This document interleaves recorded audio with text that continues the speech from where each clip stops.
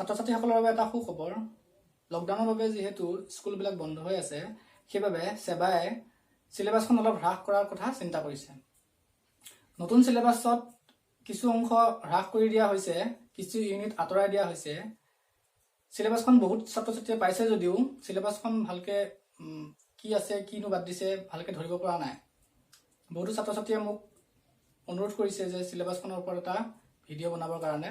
সেইবাবে মই আজি দশম শ্ৰেণীৰ বিজ্ঞানৰ যিকেইটা ইউনিট বাদ দিছে সেইকেইটাৰ ওপৰত এটা ভিডিঅ' বনাব ওলাইছো নতুন সিলেবাছখনৰ ওপৰত। আৰু এইখিনিতে এটা কথা কৈছো যে এই সিলেবাছখন কেৱল 2021 চনৰ মেট্ৰিক পৰীক্ষা HSLC পৰীক্ষা যি হ'ব, এই HSLC পৰীক্ষাৰ কাৰণেহে এই সিলেবাছখন বনোৱা হৈছে। নেক্সট বছৰৰ পৰা সিলেবাছখন আকৌ আগৰ দৰে থাকিব বা চেঞ্জ হ'লেও সেৱাই জনাব, কিন্তু এই নতুন সিলেবাছখন অকল 2021 যোনে HSLC দিব তেওঁলোকৰ কাৰণেহে। আহাচোন আমি নতুন সিলেবাছখনত কি কি আছে আৰু কি কি অংশ বাদ দিছে তাকে জানো।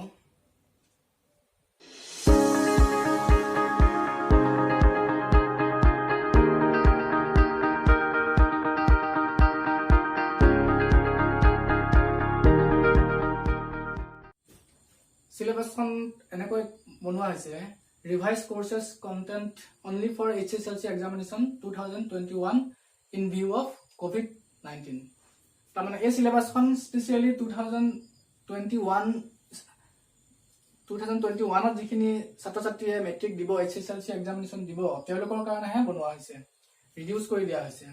ছাবজেক্ট আছে general science, subject code C3, class 10, total marks 100, থিয়ৰিত 90 মাৰ্কস আৰু ইণ্টাৰনেল এছেছমেণ্টত নাম্বাৰ 10 থাকিব। এইখিনি আগৰ দৰে আছে। 5 marks in written examination 27 written এক্সামত পাবই লাগিব। তোমাৰ লিখিত যিটো 90 মাৰ্কসৰ এক্সাম হ'ব এইখিনিত 27 পাবই লাগিব। বাকি 10 মাৰ্কস স্কুলৰ পৰা দিব। টাইম একে আগৰ দৰে আছে, 3 আৱাৰ্ছ, 5 মাৰ্কস 30, মানে 30 পালেহে পাছ হ'ব। সেইটো ৰিটেন এক্সামিনেশ্যন যিমান হ'ব 90 মাৰ্কস আৰু ইণ্টাৰনেল এছেছমেণ্ট এই দুটা মিলি পেলাই 30 পাব লাগিব, কিন্তু ৰিটেন এক্সামত 27 পাবই লাগিব। এতিয়া আমি চাওঁ কি কি ৰিডিউচ কৰি দিছে, তাৰমানে কি কি সিলেবাছ কমাই দিছে। 30% কমোৱা বুলি পেলাই তেওঁলোকে কৈছে। 30% কিনো কমাইছে, প্ৰতিটো চেপ্টাৰৰ পৰা কি কমাইছে আমি তাকে জানো। আহাচোন চাওঁ আমি এতিয়া নতুন সিলেবাছখনতনো কি আছে আৰু প্ৰতিটো চেপ্টাৰৰ পৰা কিমান কাটিছে। ফাৰ্ষ্ট চেপ্টাৰটো মই ইয়াত দিছো ইউনিট, মানে chapter 1, chapter 2 up to chapter 15 লৈকে। 16 নম্বৰ চেপ্টাৰ এটা আছিলে, সেইটো সিলেবাছৰ পৰা কমপ্লিটলি বাদ দিছে। এইখিনি হৈছে চেপ্টাৰৰ নাম, এইখিনি ইউনিট, চেপ্টাৰ প্ৰতিটো চেপ্টাৰতে কোনটো ইউনিট আছে, ইউনিট ৰিকুৱায়াৰ্ড, তাৰমানে কোনটো ইউনিট লাগিব। আপ টু যে দিছো, আপ টু মানে হৈছে ইমানৰলৈকে, ইউনিট ইমানলৈকে। ইউনিট ওমিটেড, তাৰমানে ইমানৰ পৰা পিছৰখিনি বাদ দিছে, মানে শেষৰ ফালৰ সিলেবাছটো বাদ দিছে।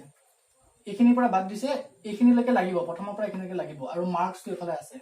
এতিয়া প্ৰথমতে চাওঁ আমি প্ৰথম চেপ্টাৰটো কেমিকেল ৰিয়েকশ্যনছ এণ্ড ইকুৱেশ্যনছ, মানে ৰাসায়নিক বিক্ৰিয়া আৰু সমীকৰণ। ৰাসায়নিক আৰু বিক্ৰিয়া আৰু সমীকৰণ চেপ্টাৰটোত আপ টু 1.2.5 ইউনিট বিলাকত পইণ্ট দিয়া আছে। তোমালোকে চোৱা 1.2.5 মানে জাৰণ বিজাৰণ বিক্ৰিয়ালৈকে আছে। জাৰণ বিজাৰণ বিক্ৰিয়ালৈকে এইটো 1.2.5, মানে প্ৰথম চেপ্টাৰৰ আৰম্ভণিৰ পৰা 1.2.5 লৈকে সিলেবাছত আছে, এইখিনি আহিব।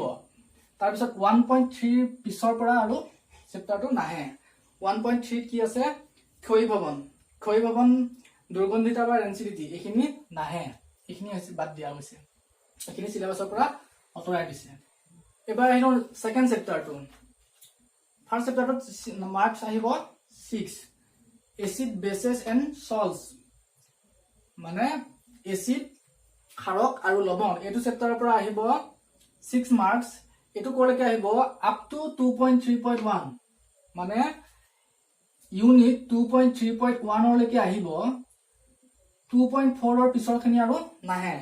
এতিয়া চাওঁ আহাচোন, 2.3.1 লৈকে আহিলে কোনখিনিলৈকে আহিব। 2.3.1 বুলি ক'লে দৈনন্দিন জীৱনত pHৰ গুৰুত্ব, 2.3.1 দৈনন্দিন জীৱনত pHৰ গুৰুত্ব, এইখিনিলৈকে আহিব। কোনখিনিৰ পৰা নাহে, 2.4 পিছৰ পৰা নাহে আৰু 2.4 আছে লবণৰ শ্ৰেণী, লবণ সম্বন্ধীয় অধিক ধাৰণা, এইখিনি আছে লবণৰ পৰা পিছৰখিনি এই চেপ্টাৰটোৰ আৰু নাহে। এইটো চেপ্টাৰৰ মাৰ্কস আছে 6। 3 নম্বৰ চেপ্টাৰটো চাওঁ, মেটেল এণ্ড নন মেটেল, মানে ধাতু আৰু অধাতু। ধাতু আৰু অধাতু চেপ্টাৰটোত আপ টু 3.4.5 লৈকে আহিব, মানে চেপ্টাৰটো আৰম্ভণিৰ পৰা 3.4.5 লৈকে আহিব। 3.4.5 আছে উচ্চ সক্ৰিয় ধাতুৰ নিষ্কাশন, এইখিনিলৈকে আহিব। 3.4.6 পিছৰখিনি আৰু নাহে। 6.4.6 নো কি আছে চাওঁ, ধাতুৰ শোধন। ধাতুৰ শোধনৰ পৰা পিছৰ ফালে যিখিনি আছে চেপ্টাৰটোত সেইখিনি আৰু নাহে। কি কি নাহে? ধাতুৰ শোধন নাহে, ক্ষয় ভৱন নাহে, আৰু ক্ষয় প্ৰতিৰোধ এইখিনি নাহে। এইখিনি কমপ্লিট চিলেবাছৰ পৰা বাদ দিছে। এইটোত আছে 7 নম্বৰ। এবাৰ আহিছে 4 number chapter, carbon and its compound, carbon আৰু ইয়াৰ যৌগ। এই চেপ্টাৰটোত আহিব আপ টু 4.3.4। 4.3.4 লৈকে কিনো আছে চাওঁ। 4.3.4 আছে প্ৰতিস্থাপন বিক্ৰিয়ালৈকে। কাৰ্বনৰ চেপ্টাৰটোৰ যিটো প্ৰতিস্থাপন বিক্ৰিয়া আছে, সাবস্টিটিউশন ৰিয়েকশন, সেইটো 4.3.4 ইয়ালৈকে আহিব। ইয়াৰ পিছৰ পৰা 4.4 পিছৰ পৰা আৰু নাহে। 4.4ত কি আছে? কেইটামান প্ৰয়োজনীয় কাৰ্বন যৌগ, ইথানল আৰু ইথানয়িক এচিড, এইখিনিৰ পৰা আৰু পিছৰ ফালেখিনি নাহে। পিছৰ ফালে ইথানলৰ ধৰ্ম আছিলে, ইথানয়িক এচিডৰ ধৰ্ম আছে, এইখিনি নাহে। তাৰপিছতে চাবোন আৰু উপমাৰ্জ, এইখিনিও নাহে। এইটো চেপ্টাৰত আছে 6। 5 নম্বৰ চেপ্টাৰটো আহিল পিৰিয়ডিক ক্লাছিফিকেশ্যন অফ এলিমেণ্ট। এইটো হৈছে মৌলৰ পৰ্যায়বৃত্ত শ্ৰেণী বিভাজন চেপ্টাৰটো। মৌলৰ পৰ্যায়বৃত্ত শ্ৰেণী বিভাজনৰ ফুল চেপ্টাৰটো আহিব। এইটোৰ পৰা কোনো চিলেবাছটো কম কৰি দিয়া হোৱা নাই, ৰিডিউচ কৰি দিয়া হোৱা নাই, কাৰণ পিছৰ ফালেখিনি ইম্পৰ্টেণ্ট এইখিনি আধুনিক পৰ্যায়বৃত্ত তালিকাখনেই আছে। পিছৰ ফালে কাটিব লগা হ'লে আধুনিক পৰ্যায়বৃত্ত তালিকাখনেই কাটিব লগা হ'ব, গতিকে এইটো চেপ্টাৰ কাটা নাই। পিছত 6 নম্বৰ চেপ্টাৰটো আছে লাইফ প্ৰচেছেছ, জীৱন প্ৰক্ৰিয়া। জীৱন প্ৰক্ৰিয়াৰো ফুল চেপ্টাৰ আহিব, ইয়াৰ পৰাও কোনো ৰিডিউচ কৰা হোৱা নাই। 7 নম্বৰ চেপ্টাৰটো আছে কন্ট্ৰোল এণ্ড কোঅৰ্ডিনেশ্যন, নিয়ন্ত্ৰণ আৰু সমন্বয়। নিয়ন্ত্ৰণ আৰু সমন্বয়ৰ আপ টু 7.2.1 লৈকে আহিব। 7.2.1 লৈকে কি আছে আমি চাওঁ। 7.2.1 লৈকে আছে উদ্দীপনাৰ প্ৰতি শীঘ্ৰে সঁহাৰি। উদ্দীপনাৰ প্ৰতি শীঘ্ৰে সঁহাৰি এইখিনি 7.2.1 লৈকে আছে। এইখিনিলৈকে আহিব চেপ্টাৰটো আৰম্ভণিৰ পৰা। 7.2.2 পৰা চেপ্টাৰটো পিছৰখিনি নাহে। তাৰমানে কি কি ৰিডিউচ কৰিছে, কি কি আঁতৰাই দিছে। 7.2.2 আছে বৃদ্ধিৰ বাবে হোৱা চলন, এইখিনি নাহে। নেক্সট প্ৰাণী হৰমন, এইখিনিও নাহে, এইখিনি বাদ দিয়া গৈছে। ইয়াৰ পৰা কোনো ধৰণৰ প্ৰশ্ন নাহে। আৰু এইটো চেপ্টাৰত আছে 6 মাৰ্কস। 8 নম্বৰ চেপ্টাৰটো আছে হাউ ডু অৰ্গানিজম ৰিপ্ৰডিউচ, জীৱই কেনেকৈ বংশ বিস্তাৰ কৰে। এইটো চেপ্টাৰত 8.3.2 আপ টু 8.3.2 লৈকে আহিব। তাৰমানে 8.3.2 কি আছে, সপুষ্পক উদ্ভিদৰ যৌন প্ৰজনন। 8.3.2 চেপ্টাৰটোত আছে 8.3. এই চেপ্টাৰটো 8.3.2 ইউনিটটোত আছে সপুষ্পক উদ্ভিদৰ যৌন প্ৰজনন। এইখিনিলৈকে চেপ্টাৰটো আহিব, আৰম্ভণিৰ পৰা এইখিনিলৈকে চেপ্টাৰটো আহিব। 8.3.3 পিছৰখিনি আৰু নাহে। 8.3.3 আছিলে মানুহৰ প্ৰজনন, মানুহৰ প্ৰজননৰ পিছৰখিনিৰ পৰা আৰু চেপ্টাৰটো নাহে। 9 নম্বৰ চেপ্টাৰটো চাওঁ হেৰিডিটি এণ্ড ইভলিউচন, বংশগতি আৰু ক্ৰমবিকাশ। এই চেপ্টাৰটো আপ টু 9.4 লৈকে আহিব। তাৰমানে 9.4ত কি আছে, 9.4ত আছে প্ৰজাতিকৰণ। প্ৰজাতিকৰণলৈকে আহিব, প্ৰথমৰ পৰা প্ৰজাতিকৰণলৈকে আহিব, 9.4 লৈকে আহিব। 9.5ৰ পিছৰখিনি বাদ দিছে, তাৰমানে বিবৰ্তন আৰু শ্ৰেণী বিভাজন। 9.5ত আছে বিবৰ্তন আৰু শ্ৰেণী বিভাজন, ইয়াৰ পিছৰখিনি আৰু নাহে। এবাৰ chapter 10 light reflection and reflection, পোহৰ প্ৰতিফলন আৰু প্ৰতিসৰণ। এই চেপ্টাৰটো 10.3.5 লৈকে আহিব। 10.3.6 পৰা আৰু নাহে। 10.3.5ত আছে ৰশ্মি চিত্ৰ ব্যৱহাৰ কৰি লেন্সৰ প্ৰতিবিম্ব গঠন। লেন্সৰ প্ৰতিবিম্ব গঠন মানে চিত্ৰ আহিব লেন্সৰলৈকে, লেন্সৰ গোটেইখিনি নাহে, লেন্সৰ চিত্ৰ কেইটালৈকে আছে। 10.3.5 লেন্সৰ চিত্ৰ কেইটা আছে।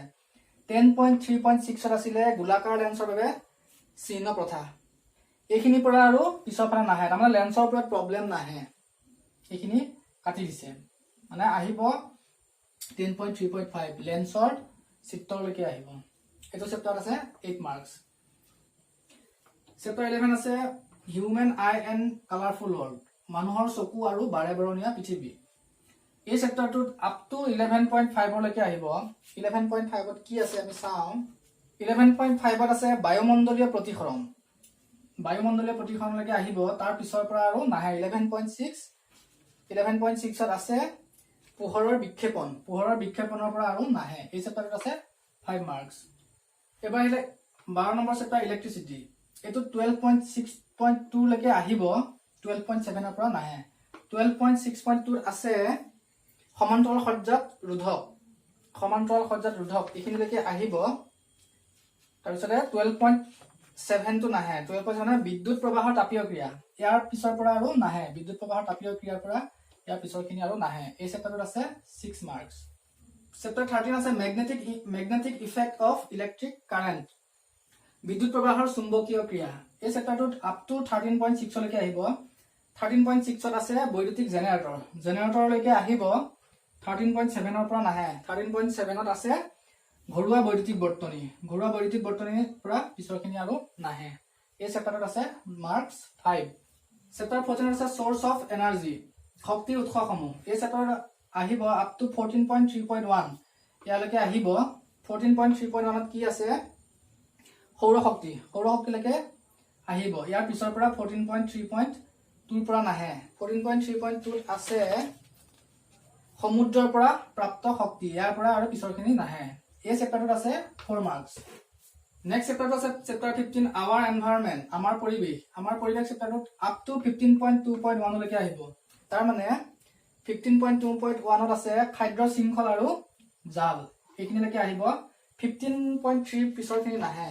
15.3 আছে আমাৰ কাৰ্যকলাপে পৰিৱেশক কেনেদৰে প্ৰভাৱান্বিত কৰে, এইখিনিৰ পৰা আৰু পিছৰখিনি নাহে। ইয়াত আছে মাৰ্কছ 4। ইয়াৰ পিছত এটা চেপ্টাৰ আছিল চেপ্টাৰ 16।